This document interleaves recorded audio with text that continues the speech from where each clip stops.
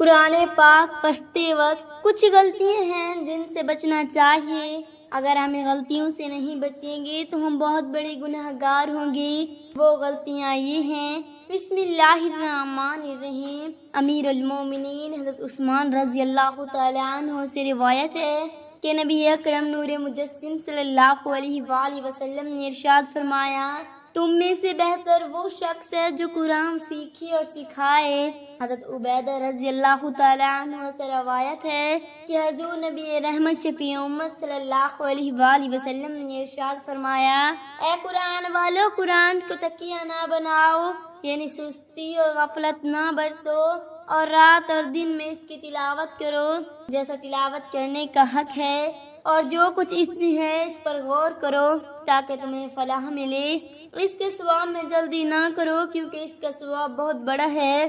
قرآن مجید حفظ کرنے کے فضائل: قرآن کریم کا حفظ کرنا فرض کفایہ ہے اور صحابہ و تابعین اور علماء دین متعین رضوان اللہ تعالیٰ علیہم اجمعین کی سنت ہے، اور اس کے فضائل حصر و شمار سے باہر ہیں۔ ترغیب کے لیے چند فضائل پیش خدمت ہیں۔ حضرت عبداللہ بن عمر رضی اللہ تعالیٰ عنہ سے روایت ہے کہ رسول کریم صلی اللہ علیہ وآلہ وسلم نے ارشاد فرمایا: صاحب قرآن کو حکم آگا کہ پڑھتے رہو اور درجات چڑھتے جاؤ، اور ٹھہر ٹھہر کر پڑھو جیسے تم اس دنیا میں ٹھہر ٹھہر کر پڑھتے تھے، کہ تمہارا مقام اس آخری آیات کے نزدیک ہے جیسے تم پڑھو گے۔ حضرت ابو ہریرہ رضی اللہ تعالیٰ عنہ سے روایت ہے کہ حضور تاجدار مدینہ صلی اللہ علیہ وسلم نے ارشاد فرمایا: حافظ قرآن اگر رات کو تلاوت کرے تو اس کی مثال اس توشہ دان کی ہے جس میں مشک بھرا ہوا ہو اور اس کی خوشبو تمام مکانوں میں مہکے، اور جو رات کو سو رہے اور قرآن اس کے سینے میں ہو تو اس کی مثال اس توشہ دان کی مانند ہے جس میں مشک ہے اور اس کا منہ باندھ دیا جائے۔ پیارے پیارے اسلامی بھائیو، یہ قرآن مجید حفظ کرنے کے فضائل ہیں، لہذا جس مسلمان سے بن پڑے وہ قرآن پاک کو حفظ کر کے ان فضائل کو حاصل کرنے کی کوشش کرے، اور جنہوں نے قرآن مجید حفظ کر لیا انہیں چاہے کہ اس کی روزانہ تلاوت کرتے رہے تاکہ حفظ بھول نہ جائے۔ اعلیٰ حضرت امام احمد رضا خان علیہ رحمۃ الرحمان ایک حدیث پاک کی وضاحت کرتے ہوئے فرماتے ہیں: جس طرح بندھے اونٹ چھوٹتا چاہتا ہے اور ان کی محافظت احتیاط نہ کی جائے تو رہا ہو جائے، اس سے زیادہ قرآن کی کیفیت اگر اسے یاد نہ کرتے رہو گے تو وہ تمہارے سینوں سے نکل جائے گا۔ بس تمہیں چاہے کہ ہر وقت اس کا خیال رکھو اور یاد کرتے رہو۔ اس دولت بے نہایت کو ہاتھ سے نہ جانے دو۔ قرآن پاک پڑھتے وقت کچھ غلطیاں ہیں جن سے بچنا چاہیے: 1. بنا وضو کے قرآن چھونا۔ 2. آیت سجدہ پڑھنے کے بعد سجدہ نہ کرنا۔ 3. قرآن کو رکھنے کے لیے کوئی سامانیت نہیں چھونا۔ 4. پڑھتے وقت کدھے ہونا یا بیٹھتے ہونا لیکن سون کی پوزیشن میں نہیں ہونا چاہیے۔ 5. قرآن کو پڑھنے کے لیے کسی بھی چیز کا استعمال کرنا جیسے کہ کھانا کھانے کے لیے استعمال ہونے والا برتن۔ 6. قرآن کو خود سے دروازہ رکھنا یا استعمال اپنے پاس سے دور رکھنا۔ 7. قرآن کو پڑھنے کے لیے کسی بھی جگہ بیٹھنا جس کی گندا سطح اور باتھ روم۔ 8. قرآن کو پڑھتے وقت کسی اور چیز کو پڑھنا یا کسی اور کام کو کرنا۔ 9. قرآن کو پڑھنے کے لیے کسی بھی زبان کا استعمال کرنا جیسے کہ گلی یا بدتمیزی۔ 10. قرآن کو پڑھنے کے بعد استعمال کرنے سے پہلے دعا نہ کرنا۔ غلطیوں سے بچ کر آپ اپنے اندر ایک سچا اور سمانیت رشتہ قرآن سے بنا سکتے ہیں۔ اس طرح ایک اور حدیث پاک کی وضاحت کرتے ہوئے فرماتے ہیں: اے قرآن پڑھنے والوں، قرآن کو تکیہ نہ بنا لو کہ پڑھ کے یاد کر کے رکھ چھوڑا، پھر نگاہ اٹھا کر نہ دیکھا، بلکہ اسے پڑھتے رہو دارنات کی گھڑیوں میں جیسے اس کے پڑھنے کا حق ہے، اور اسے افشاں کرو کہ خود پڑھو، لوگوں کو پڑھاؤ، یاد کرواؤ اس کے پڑھنے۔ یاد کرنے کی ترغیب دو، نہ یہ کہ جو پڑھے اور خدا سے حفظ کی توفیق دے۔